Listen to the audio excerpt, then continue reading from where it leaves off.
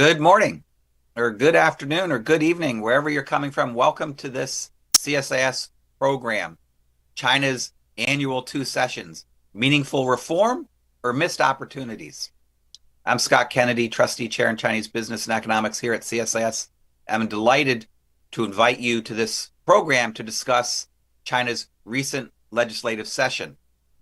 Now, the National People's Congress, China's legislature, began their annual session on March 5th, 9 a.m., with Premier Li Qiang presenting the government work report annual address that the premier gives. On the other side of the globe, just as he was finishing, President Trump entered the Capitol and the House chamber for his speech to a joint session of Congress. Talk about contrasts. But there were also some surprising similarities. And my colleague Ryan Featherston and I issued a little blog post a couple days ago outlining those. And so it was a really interesting split screen moment. But we're not going to focus on that split screen today. Our purpose here isn't that kind of comparison, but a breakdown of the NPC in the context of Chinese politics, foreign policy, and its economy. This is a joint event that the trustee chair is co-organizing with CSIS's China Power Project, with an assist from the Brookings Institution in the person of John Zinn. I'm going to introduce the panelists that we have brought together today to break down the NPC. We'll then have them offer opening remarks, and then I'm going to pass the baton to my colleague Bonnie Lin, who will moderate the Q&A for the rest of the program. All of you watching live online can go to csis.org to the event webpage and input your questions, and we will get to them when we get to the discussion section of this program. Let me first introduce our speakers. As I already alluded to, John Zinn is the Michael H. Armacost Chair in Foreign Policy Studies and a fellow in the John L. Thornton China Center at the Brookings Institution. He's a former member of the Senior Analytics Service at the CIA, where he's one of the intelligence community's top China experts. And from 2021 to 2023, he was director for China at the National Security Council. Bonnie Lin is director of CSIS's China Power Project and a senior advisor at CSIS. She previously was with the Rand Corporation, and from 2015 to 2018, she served in the Office of the Secretary of Defense. Ilaria Mazzocco is Deputy Director and Senior Fellow with the Trustee Chair in Chinese Business and Economics here at CSIS. She has over a decade of experience researching industrial policy, Chinese climate policy, and the interaction between the energy transition and economics and national security. And prior to joining CSIS, she led research on Chinese climate and energy policy for Macro Polo. I think a question for all three of you and me when it's my turn is, I guess, four things. What was most notable about the two sessions? What was new? Second, will it make a difference? Was the analysis or the promises that they made, are we going to see changes in China and its relationship with the world because of those, because of the two sessions? Third, what was the reaction from the Chinese public, business community, and others? Did this boost confidence in China's direction, or did it help ensure additional promise fatigue? And fourth, we're a Washington think tank. A lot of our audience focuses heavily on the United States and U.S.-China relations. And so what does the two sessions mean for the U.S.-China relationship? As I mentioned, we'll have John go first, then Bonnie Lin, Ilaria, and then myself, and then I'll hand things over to Bonnie for the Q&A. So, John, thank you for joining us for this event. We look forward to your comments. Great. Thanks so much, Scott. Thanks for inviting me to participate today, and good to see you all. So I know we're going to delve into the particulars of the NPC during this session, but what I wanted to do to start the conversation off is take a step back from the NPC and situate it in the broader arc of Xi's third term in office. It's a natural point for doing so because we are now roughly at the halfway point of Xi's third term. And from my perspective, the dominant storyline at least on the domestic front in Xi's third term, is about his handling of the economy. Right? And I think the point of origin for understanding the story is really right after Xi started his third term and stated a dramatic U-turn on ending the zero COVID policy, right? And I think what's interesting in that moment is not just the trajectory of China's economy, but the trajectory of China analysis on this issue. Right? I was very struck at the time that there were a lot of analysts, I think, especially in our business community and in the finance community in particular, that kind of assumed that China's economic trajectory after zero COVID would follow a trajectory very similar to what the United States and other developed countries experienced, some kind of V or maybe even a W-shaped recovery, right? That after the end of zero COVID, that there would, of course, be a lot of disease and death, but after that, there would be a boost in the economy. And I have to say, I thought at the time that assessment was mistaken. And I think it failed to appreciate, number one, how different China's economic circumstances were going into the pandemic and the ways in which both the pandemic compounded a lot of the structural problems in China's economy and exacerbated the tensions. And it wasn't just the pandemic itself, it was zero COVID as well, especially the impact it had on local finances. So I think what we've seen then, if you fast forward to the third plenum last July, which was much delayed, is that toggle between, hope and despair about what kind of reforms might be coming down the pike. I think the frequency of that toggling has become much faster over the last 9 months or so, right? Because I think what we've seen again and again is this kind of iterative expectation that the government, because of the doldrums that they're facing and the problems they're facing at home, is going to instantiate some kind of robust stimulus package focused primarily on propping up domestic consumption. But I think what we've seen time and time again is that the leadership, and I think Xi Jinping in particular, are very loath to go in that direction. And I think because we're now at the halfway mark in this third term, I think it's useful to kind of bracket the economic questions, right, and the prognosis and set that aside for a moment and try to see how this problem set looks from Xi Jinping's desk and try to understand why he's taking this course. Right. And so from my perspective, I think there are really 5 factors that are driving Xi Jinping's approach to the economy at this moment. I think the first one is ideology, right? We know at this point in Xi Jinping's career that he is a very ideological person and he views things through a very traditional Leninist prism. And I think what's going on here is that Xi, as I know Ilaria is going to speak to, is very focused on the high-tech and manufacturing as the key to ameliorating China's economic situation, right? And I think on the flip side, I don't think he's as concerned about what's happening in the real estate sector. I actually thought the last month of January, the juxtaposition of headlines about both DeepSeek rattling Silicon Valley and Wall Street at the same time that Vanke, one of China's largest real estate companies, was taking a giant hit, that to me kind of encapsulated the kind of economy that Xi Jinping is looking at. I think that's only a slight embellishment. I don't think he welcomed Vanke's troubles. But I think from his perspective, what's been happening in the real estate sector, which has been the locus of so many of China's economic problems, to his mind, I think this is late stage finance capitalism run amok, right? And I think the fact that a lot of these companies are taking a haircut, I think he's okay with that. He's comfortable with that, which was why there hasn't been more done to alleviate the situation, right? The way they talk about it is stabilizing it. And I think some of the reason for that is biographical. And this gets to my next driver of what's driving all this, right? I think you have to look at Xi Jinping's tenure in its totality and be mindful of the fact that Xi Jinping came into office or became the heir apparent just before the global financial crisis, right? And I think even though China got a lot of accolades for weathering the global financial crisis better than a lot of other countries, including the United States, on the back end of that, there was a lot of criticism from Western economists as well, that all China had done was flood the zone with debt, exacerbate a lot of their existing debt problems, and kind of kick the can down the road. So I think from Xi's perspective, I think he feels like he's going to be criticized either way. If he goes for a dramatic stimulus package akin to what they did in the wake of the global financial crisis, there will be criticism for not addressing some of the underlying problems. And on the flip side, if he goes with austerity, or stabilization, which is what he's been doing for most of his tenure, he'll also get criticism. So he might as well just go with the trajectory that he prefers to go to anyway for ideological reasons. I think the third factor that's driving Xi's decision making on all this is the politics. We know Xi has a certain appetite for risk, unlike his predecessors who scrambled anytime there was kind of an economic downturn. But because she is in his third term, and because he's basically stacked the economic and political leadership with people he's known for decades for the most part, I think he thinks that he's politically unassailable at this point in his third term. Who's going to have the temerity to criticize him or his economic policies at this point?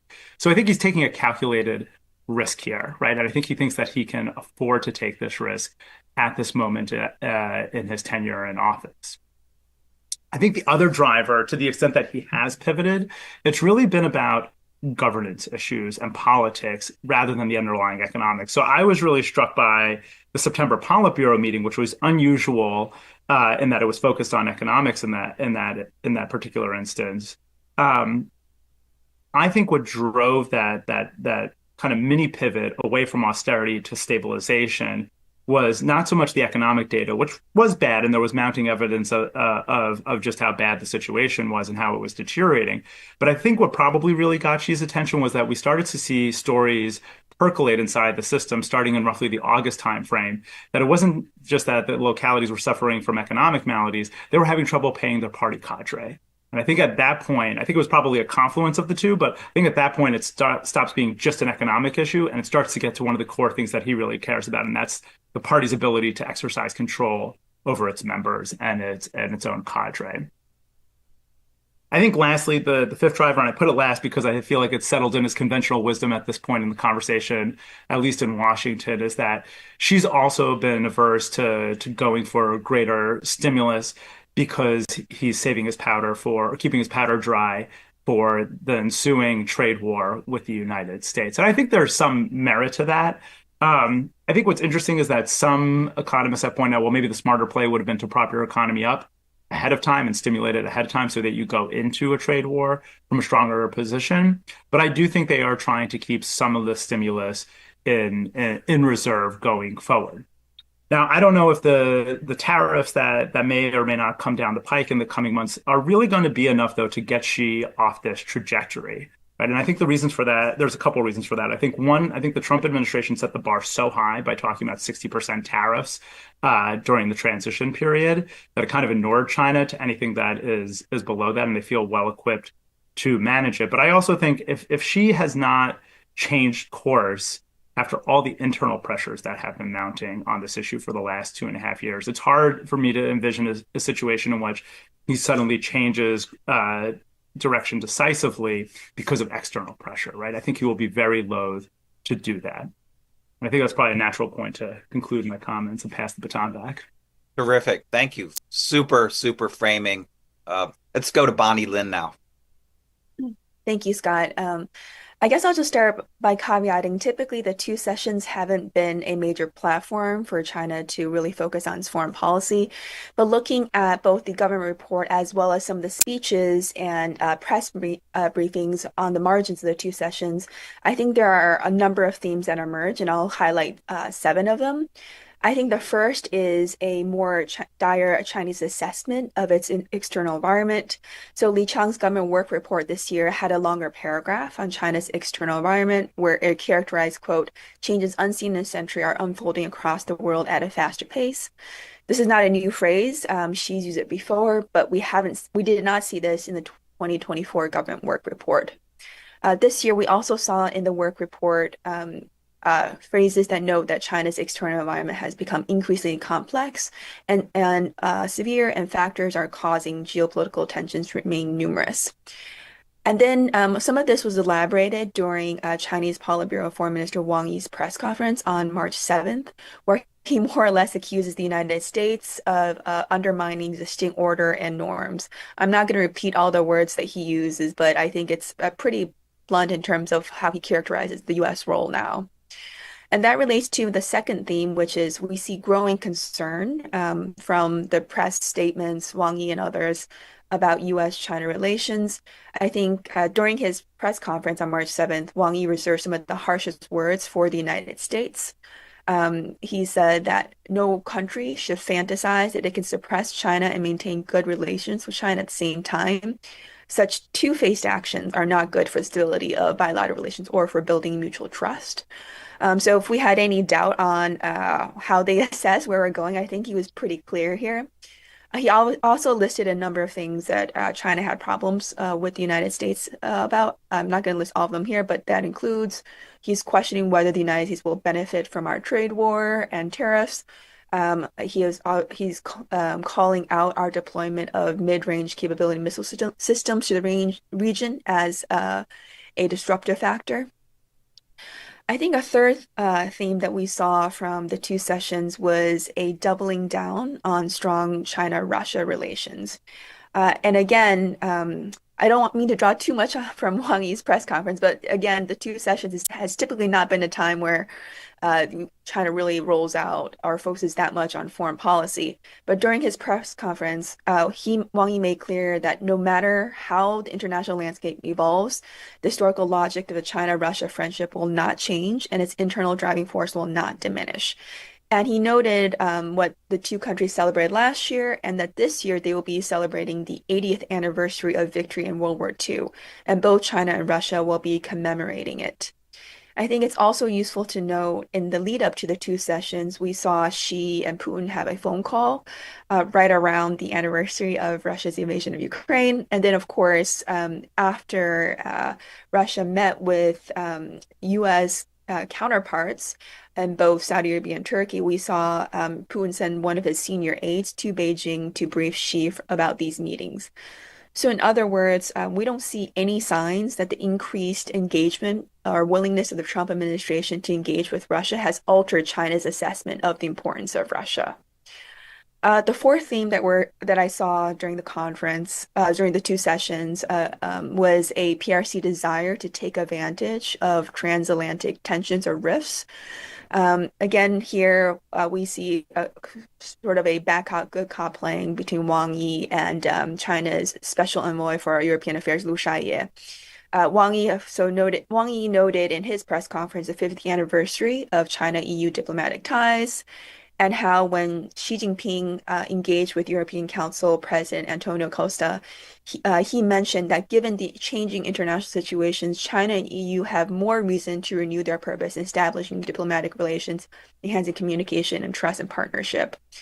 And then, of course, for the very typically more frank Chinese envoy to Europe, he said that he was appalled by President Trump's treatment of Europe, and European friends should reflect on this and compare the Trump administration's policies with those of the Chinese government. And of course, he characterized China as a much better and cooperative partner. I think a fifth theme that emerged in foreign policy was China's willingness to work much more with the global South, an area where Beijing believes the United States is increasingly neglecting.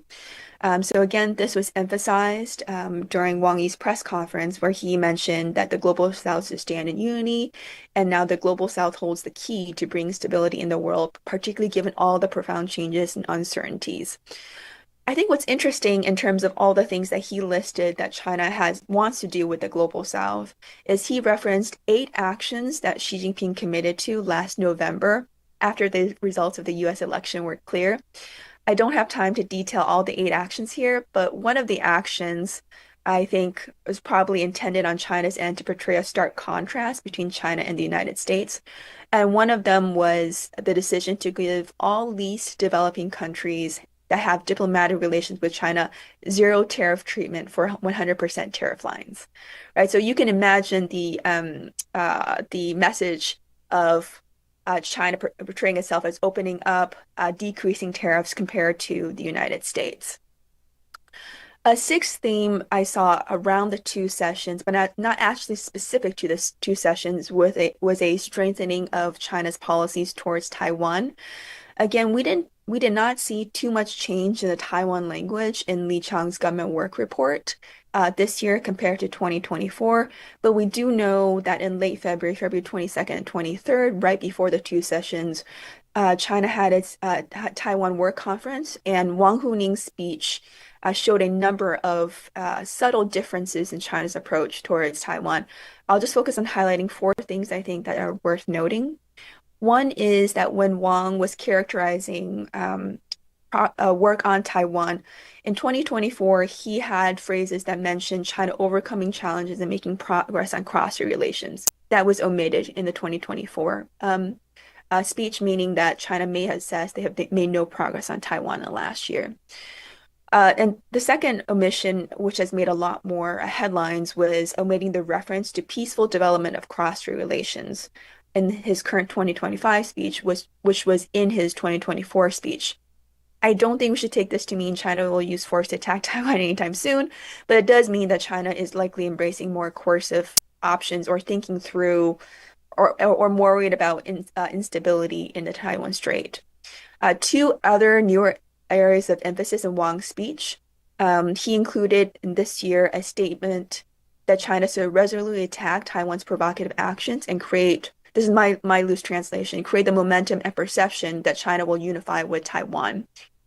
And this differs from 2024, where he said that China should focus on attacking Taiwan's separatism. And it seems to me that the change from separatism to provocative actions is lowering the threshold for China to respond. And at the same time, Wang is giving the signal that China really must seize the initiative, because there was no phrase in his speech last year that focused on seizing or creating the momentum. The last thing I'll point out from on the Taiwan side was in Wang Huning's 2025 speech, he mentioned the need to resolutely oppose and check foreign interference. In 2024, his speech only mentioned checking foreign interference. He did not mention the word oppose. So what I worry is this suggests stronger measures on the Chinese end to push back against any U.S. assistance to Taiwan. And lastly, I'll end on just touching like three things I found interesting on the defense and PLA side. One is, as you're probably tracking, China is raising its defense budget by 7.2%. This is in line with prior year's defense spendings. But of course, given our assessment of the differences between China's officially declared budget and actual spending, we should anticipate that China's actual defense spending is probably at least 30 to 50% more than what they're announcing.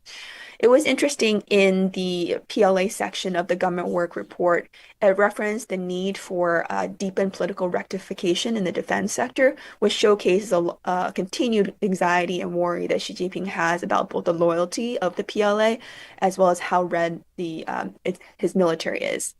The final thing I will flag with respect to the PLA is what I found really interesting, I don't quite know how to interpret it, is we saw unusual PLA military activity during the two sessions. We typically don't see the PLA engaging in much military exercise during the two sessions. But as the two sessions were occurring, we saw the PLA Navy conduct unprecedented naval maneuvers around Australia from late February until March 9th. So this continued well into the two sessions. It was almost a circumnavigation of Australia, which again, we hadn't seen before. The other thing to flag was similarly on March 9th, before the two session ended, China embarked on a joint naval exercise with Russia and Iran in the Gulf of Oman. We have seen China engage in similar exercises with Russia and Iran after the two session ended, including last year in 2024. But this is the first time, to my awareness, that they've commenced this exercise even before the two session has ended. So I don't quite know how to interpret this, but I think maybe one way to view it is that the PLA is generally more active now, and they are now even engaging in operations when the PRC leadership are busy in participating in key political meetings. So I'll wrap up here. Thank you, Scott. That's super helpful, Bonnie. You identified a lot of areas of continuity, but also raised some worrying potential new trends that we haven't seen before. And I know we'll come back to those when we get to the Q&A in the discussion. If you don't ask yourself, we're going to ask you, and hopefully others will as well. Let's turn now to Ilaria Mazzocco, who's going to talk about tech and other elements of the two sessions. Ilaria, over to you. Thanks, Scott. I'm going to talk a little bit about tech and then a little bit of climate and technology, climate and energy, which I think are somewhat related. So I think, the two sessions, as well as several documents and speeches we've had in the past few months really highlight that, techno-industrial policy is still on, right? And I think, there definitely is a lot of emphasis now on consumption, but the long-term goal still really seems to be upgrading China's manufacturing, advancing emerging technologies, and then also diffusing those technologies throughout society.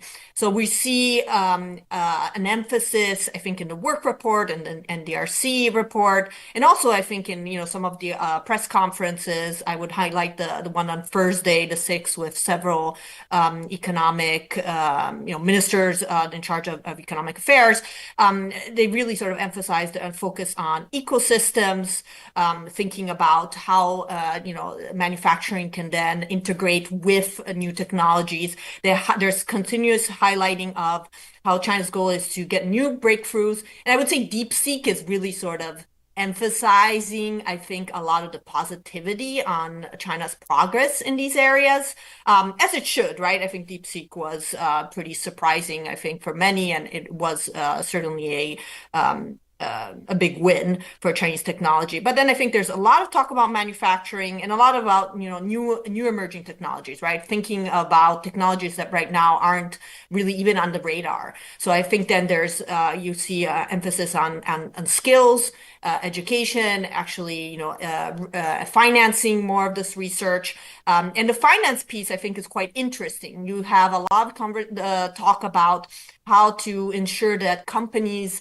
that are conducting advanced R&D can actually continue to receive funding for this. There was the announcement of a national venture capital guidance fund, of a new technology board for issuance of bonds. I think, to me, this is the sort of the next phase of industrial policy or techno-industrial policy, right? Where we're really moving away from grants and tax cuts and tax credits, which still exist in the Chinese system and are a big deal. But I think, those really matter much more for some of the more legacy industries. But when we're looking at these new companies, really, I think the Chinese government is trying to think of more sophisticated systems that can enhance their performance and international competitiveness. So I think, that really it really stuck out to me. I will say that, to me, the Xi Jinping's sort of economic strategy, as John alluded to, it's really underpinned by this high-tech growth and sort of long-term benefits of investment in high-tech areas. And the idea is that eventually you get this payoff of these advanced technologies that bring you this efficiency gains, and productivity gains throughout society. Now, AI is probably the best bet on achieving that, right? Much more so than, let's say, airplanes or cars or wind turbines, which are obviously other areas that have benefited from industrial policy. And I think, there's emphasis and continue to talk about, for example, the AI Plus initiative. And this is really about integrating and diffusing the technology throughout society in different sectors. I will note, for example, the way in which the government is thinking about some of these technologies is electric vehicles are not discussed in the energy and climate section. They're discussed in the AI section. And it's because they're seen as highly compatible with connected vehicles and smart vehicles. So the actual term is intelligent connected new energy vehicles. And the discussion is about how they can integrate more of this these different technologies in across different areas and then get higher benefits and more competitive results. So I think that's the context that in the technology area, and we can definitely talk more about the implications of that. I will note that all the emphasis on manufacturing is quite strong. There's also quite an emphasis on exports, and they seem quite proud in the work report about China's growing share of international exports. That's obviously going to continue to be a challenge for some of China's trading partners. But let me shift to sort of energy and climate very quickly. I think the climate goals are still on the agenda. They're still there. They are certainly less prioritized than economic goals. goals, but that's always been the case, so that's not a surprise. The context, though, for example, China's new energy intensity goal of 3% is that China is likely going to miss both its energy intensity reduction goal and CO2 intensity reduction goals that were laid out in the 5-year plan. This is unusual. The Chinese government tends to set goals on climate that it knows usually that it can meet, and then it tends to overperform. That's at least the general stereotype of how this happens. And that's certainly happened for the deployment of renewables, the deployment of EVs, and these are areas where China has done very well. But when it comes to actually curtailing coal, which is the biggest problem here, it seems that they're going to continue to struggle, in part because you have that sort of potential negative impact on short-term economic growth, even though this is going to be, a long-term problem. And it is going to be eventually an issue for the Chinese government as it enters the next 5-year plan, because the goal is to shift to carbon emission control and reduction eventually in the next 5-year plan. So that's a shift in how the governance of energy happens in China, and then also its goal. And so that's going to be something to watch on how they manage that. One thing that really stuck out to me, and that I think matters a lot for trade, is there was a whole paragraph on advancing peaking carbon emissions at the local levels or trials. So that's that's new, but quite interesting, but nothing really shocking. But what's really interesting is the zero carbon industrial parks and factories, and then the expansion of the emission trading system, and then also the launch of more carbon emission statistics and accounting, labeling, etc. All this really matters for trade with Europe. The carbon border adjustment mechanism in Europe is going to enter a new phase in January. You have a battery passport coming into place, which also really requires a lot of information and data on carbon footprint of manufacturing.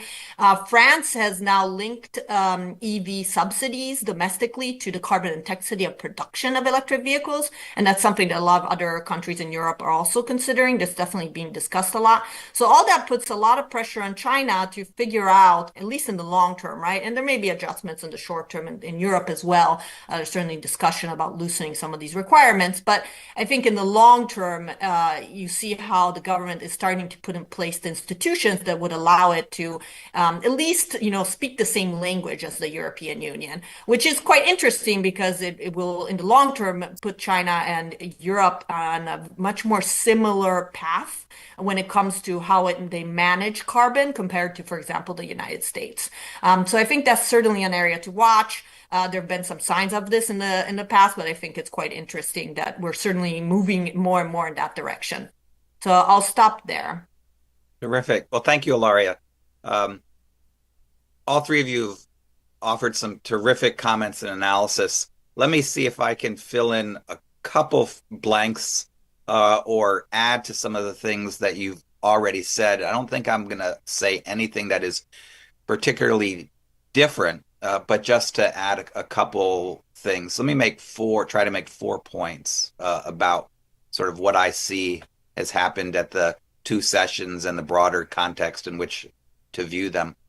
I think the first thing is that, the purpose of the National People's Congress legislative session is to convey a message. It's not to debate and to, from scratch, come up with new ideas about what to do. It is to convey a message about things that have already been decided and signal where China's policy is going to go for the coming year. And that was really clear. And that's an intentional goal.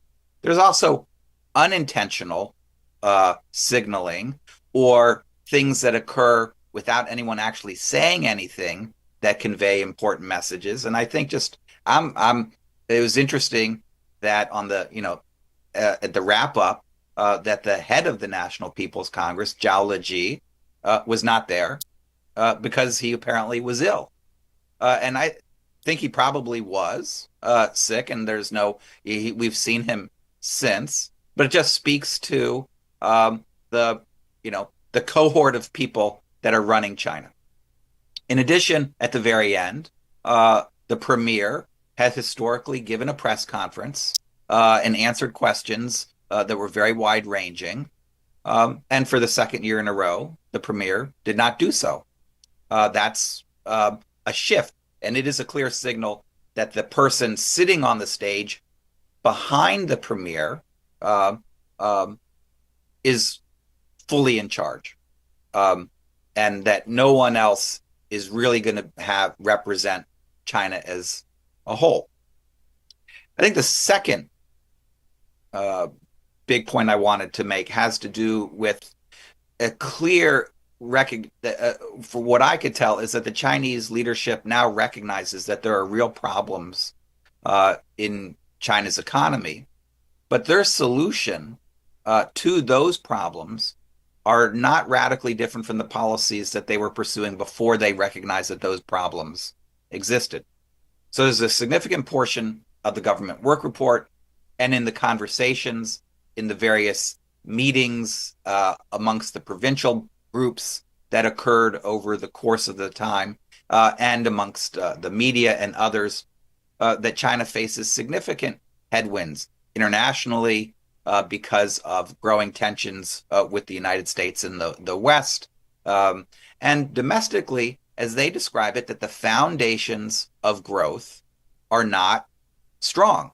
And in particular, the huge problem holding back growth is insufficient domestic demand. Now, that is what other people have been saying for a very long time. And the Chinese leadership over the last 6 months has increasingly been recognizing that as a challenge, maybe partly for economic reasons, partly for the political reasons that John mentioned in his remarks about difficulties paying officials, but nevertheless, a clear awareness. And I'm surprised positively by their explicit recognition of these challenges.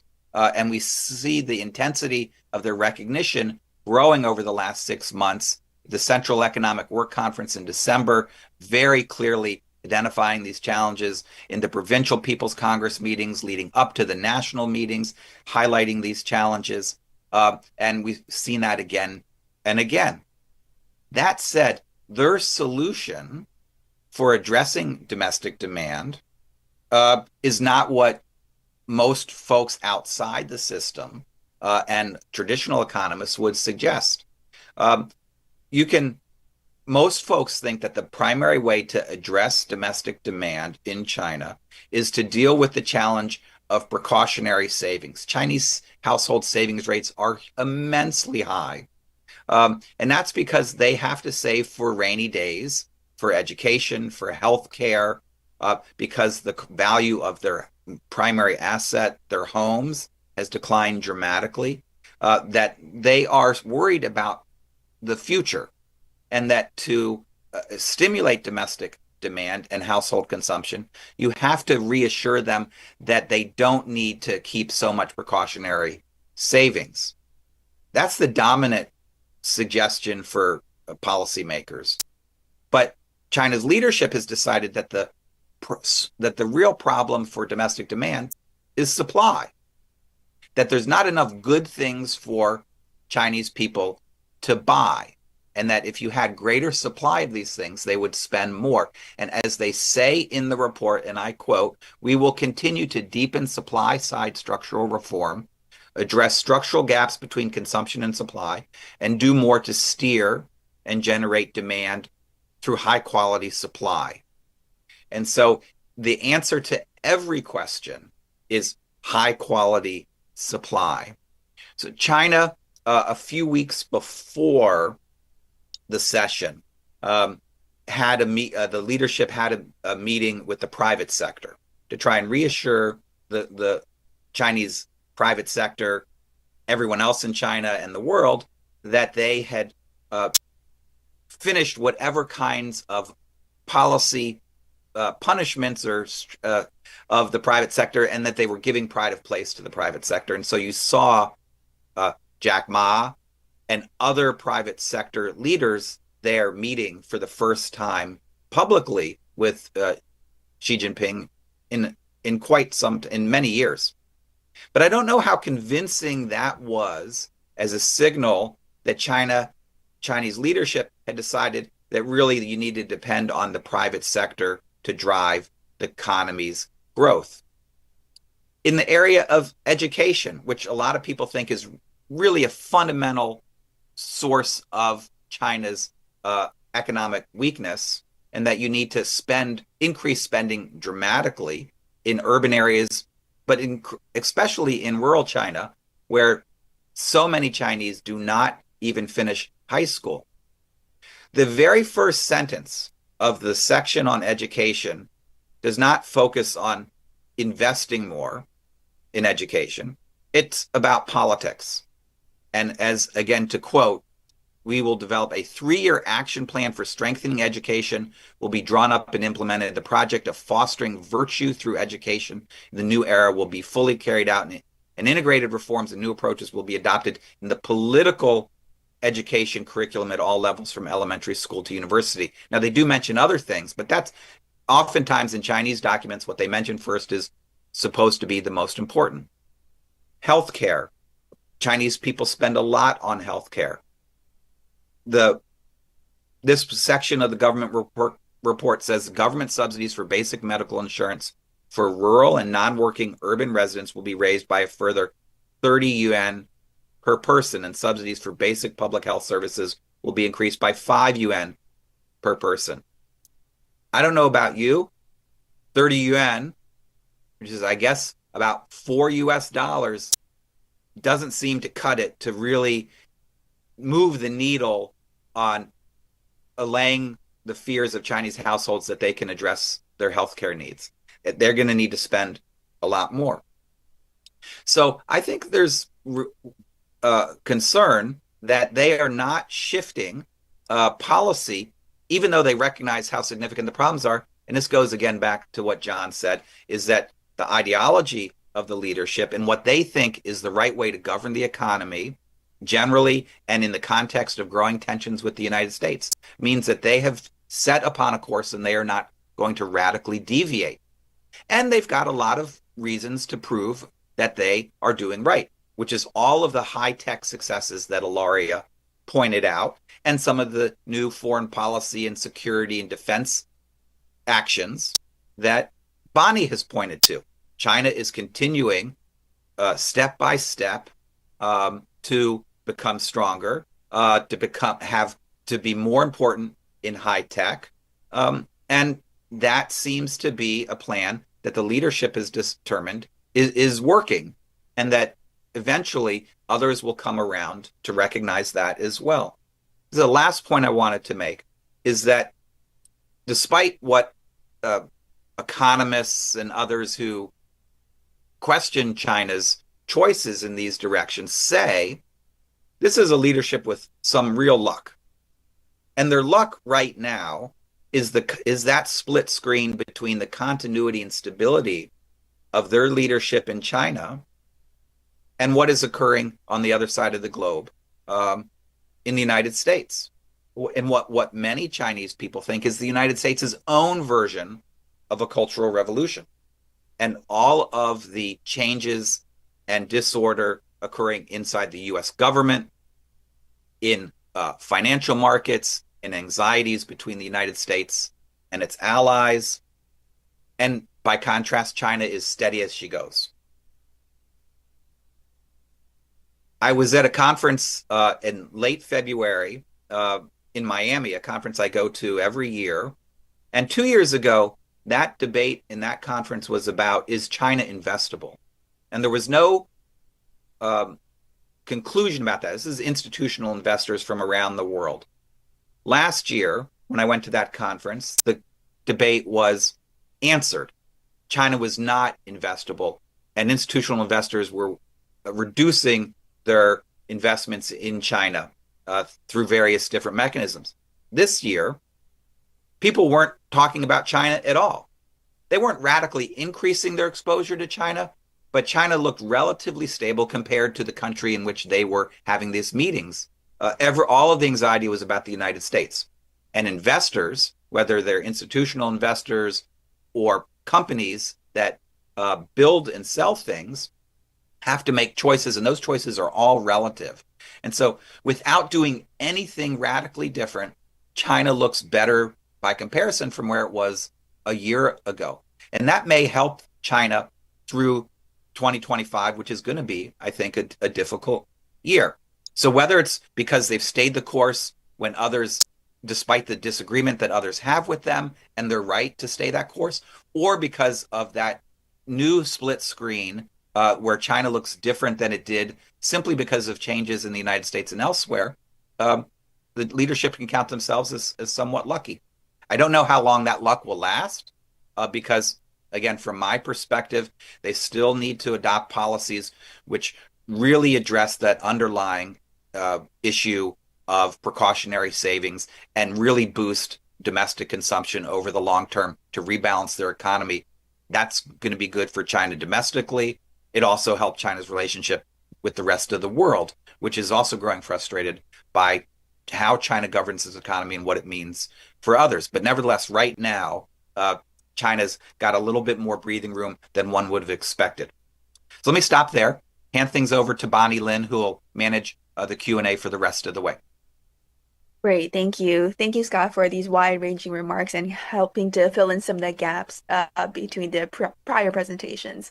Maybe I can go back to the order that we spoke and first start with like two questions for John and then Ilaria, and then I'll move to you, Scott.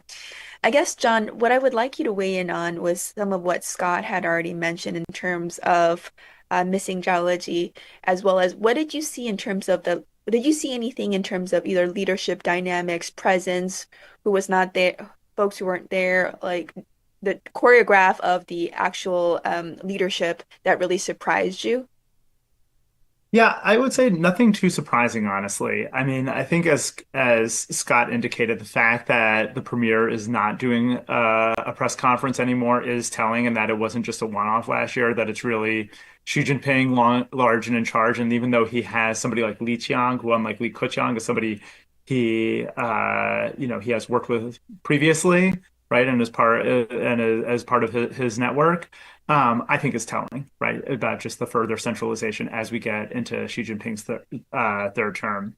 I think the omission of geology, I didn't see it as particularly remarkable. And I mean, I don't know that, I know rumors swirl whenever one of these guys goes missing, especially in such a conspicuous moment. But I think the reality is, and it's hard to remember this sometimes, is that these guys are just older. They get sick like the rest of us, right? Especially this time of year in Beijing. And so I don't, it's something to keep an eye on, but I don't at this point, kind of doubt the leadership's, statement that he just had a respiratory illness as implausible at this point, right? I think what's interesting, right, is that the NPC for, I think, us is a natural focal point for the conversation. But I think the reality is, I think in terms of China's policy trajectory, I think what's striking us is that it's not especially consequential. Right, overall, I think there are some things where we see an amplification, right? And there are some, I think, as you put in your presentation, Bonnie, there are some subtle shifts that we see in this document because it is an authoritative and it's an important document, right? But this is not going to be the point at which where we see something dramatic happen, right? And I think that is really telling. Or even in the past, you would see people register somewhat dissenting votes in some of these measures, right? That there would be some kind of rumbling beneath the surface, and even now we don't see this. So this is much tighter. I think the last thing that's changed too that I would flag, and I'll credit Bill Bishop from Cynicism for pointing this out. This used to be a 2-week extravaganza, and now it's been truncated to 1 week, right? So it's shorter, it's tighter, then it's more tightly controlled than it had been in the past. And John, one of the things you mentioned under, I think, your fourth factor influencing Xi was governance and the role of the party. Did you see anything from the government work report or anything during the two sessions that showcased anything new in terms of enhancing party control over the bureaucracy or the government? Nothing jumped out at me in particular, honestly. I mean, I think what is striking to me really is less the shifts in this, and then as part of my homework for today's presentation, I went back and looked at the previous documents from the other key meetings over the course of the past year, going back to that third plenum. And what was striking to me even though there's been, as Scott indicated, intensification of acknowledgement and concern about what's going on the domestic front, what was striking to me reading them side by side again was the remarkable continuity, right, across those documents, right? There has been that steady as you go kind of consistency for the last 9 months or so. I think what'll be interesting going forward, actually, and what I'm waiting for is when they're going to do the next plenum.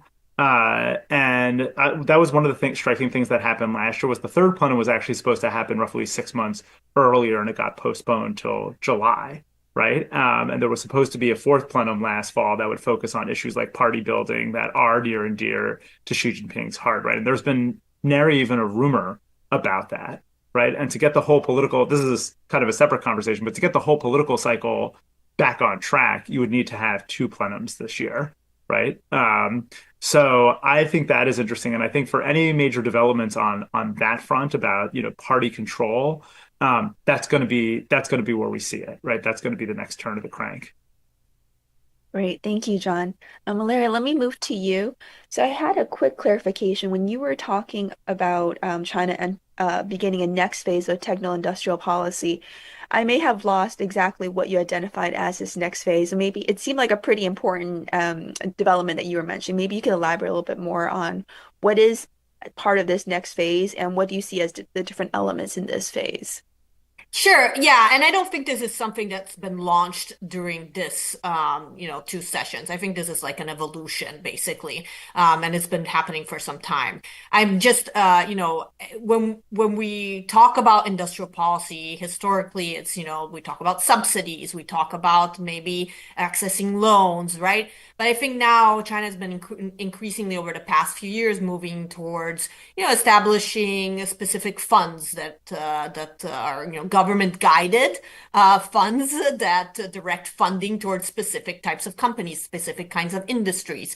And I think we've just seen more and more emphasis on this, right? And so I think the launch of a new type of fund and the launch of this new technology board that's supposed to facilitate the issuance of bonds to fund science and technology research, and then more talk about allowing certain companies to list, even if maybe technology companies to list on the stock exchange, and there just was like a lot of detail on the financial side of things and how to get that funding, which I think is both in terms it's meant to provide a more sophisticated system of support. I think it also suggests that the government just can't keep providing money directly to companies, and it wants to figure out different ways of providing support.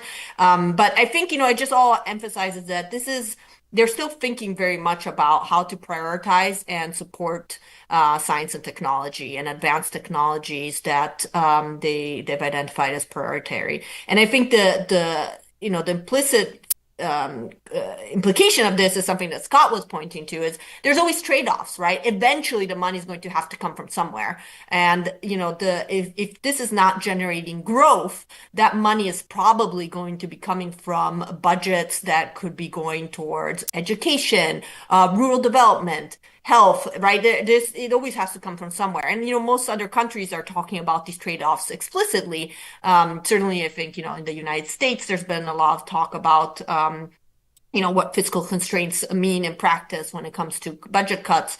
European Union is in the process of discussing, right, if they increase defense and spending, does that mean they have to decrease welfare spending or spending for the green transition? And so I think, in China, that's, even though maybe that's not explicit, that must be happening somewhere, right? Because we know growth is not going to be at the levels where it allows, continuous increased spending on everything at all times. Even though we do know they have a lot of fiscal capacity, right? They're going to have, loosen up a little bit, right, et cetera. But I think we all know that they're not going to loosen up enough to actually, open the floodgates and fund everything as much as they will probably need to. I think that's a good segue to a second question I have and related to what you mentioned. Did you see any mention or any discussion in the 2 sessions? And again, I didn't pay attention to this, on how China will be dealing with its debt, particularly its ballooning local government debt.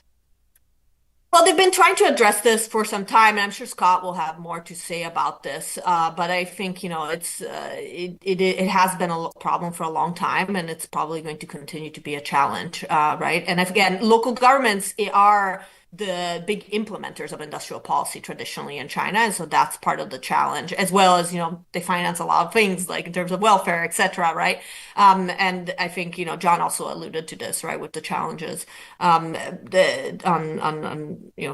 funding actual cadre salaries, et cetera. But I think one thing to highlight, and this was in the third plenum, was, and rethinking, taxes at the local level. And I think you did have some more details on that came through here. And there was, a more of an effort of increasing transfers at the local level. I don't think any of this is revolutionary, right? I think it's always incremental changes. It might help at the margins. I don't think it changes completely the incentive structures, or it really sort of is going to completely change how local governments are run. But, it would be technically a step in the right direction. Thank you. And Scott, over to you. I think we only have a couple minutes left. And I guess a big question I have for you, and this relates to how John opened up this panel, talking about how China is I guess, preparing for a trade war. From your perspective, I know there's a ton of things mentioned in the two sessions. What would you rank as the top actions that China is doing that it's being showcased during the two sessions as steps as preparing for a trade war or preparing to counter or shield itself from tariffs, U.S. tariffs? Sure. I think the number one thing that they're trying to do is convey a message that they've got it all under control, that they're unhappy with the United States. They think the U.S. is wrong, but they're not freaked out. I think the first time around, President Trump's shock and awe shocked them, and they displayed that shock. And I think that affected public confidence and also the confidence of cadres and others. And I think that they're trying to avoid that kind of problem, to say that the U.S. is acting inappropriately. It creates problems unforeseen in a century, but they can manage this. So I think conveying confidence is signal number one. I think signal number two is that they're going to depend less on the United States to drive their economy. They're going to expand domestic demand. They are opening up their economy, expanding ties with the rest of the world, investing in high tech, all the things that Ilaria pointed out, and that if the U.S. decides to go down that pathway, they will be fine regardless. I think that's the number one message in the context of the relationship. China's stock markets have actually improved and gone up finally for the past few weeks. And I mentioned those investors in Miami who have this different view. And I think for a while that may work. In a couple weeks, China's going to hold their annual China Development Forum. It's run by the State Council's Development Research Center Foundation. And global business will be there, showing up in force to, I think, say, we've got confidence in the Chinese system, and we hope you have confidence in us, despite all of the punching that may be going back and forth between the United States and China. So I think those are the main messages. Now, whether they're ultimately convincing, we will have to see. But for the moment, I think the leadership could walk away thinking, you know what, although the NPC is not where they're going to change policy and announce really radical changes, they could check the box and say they did enough. Just one little minor follow-up. I think the answer to local government debt, one word, bonds. Lots of bonds. Bonds. They're going to issue lots of bonds. They're not going to do what property taxes and other radical changes to really give localities fiscal capacity to address what they do, or take those responsibilities away and take them back to the central government. So bonds, more bonds, that's where that's the solution, the core solution for the moment with local governments. Great, thank you. I think in the interest of time, we'll need to wrap up here, but I think we had a pretty wide-ranging discussion, everything from what drives Xi Jinping to China's industrial policy, climate change, to really how to interpret the two sessions as a whole, as well as some of the foreign policy implications. Obviously, there's, as Scott was alluding, things are moving pretty fast in DC, and I would expect similar fast movement or potential reactions on the Chinese side. So this is a space that we'll continue to watch very closely, and hopefully we will reconvene, perhaps the four of us, in a couple of months as we evaluate China's development in the coming months. So thank you, Scott, John, and Ilaria, and thank you, the audience, for joining us today. We'll wrap up the program here. Super. Thank you, Bonnie, and thanks everyone.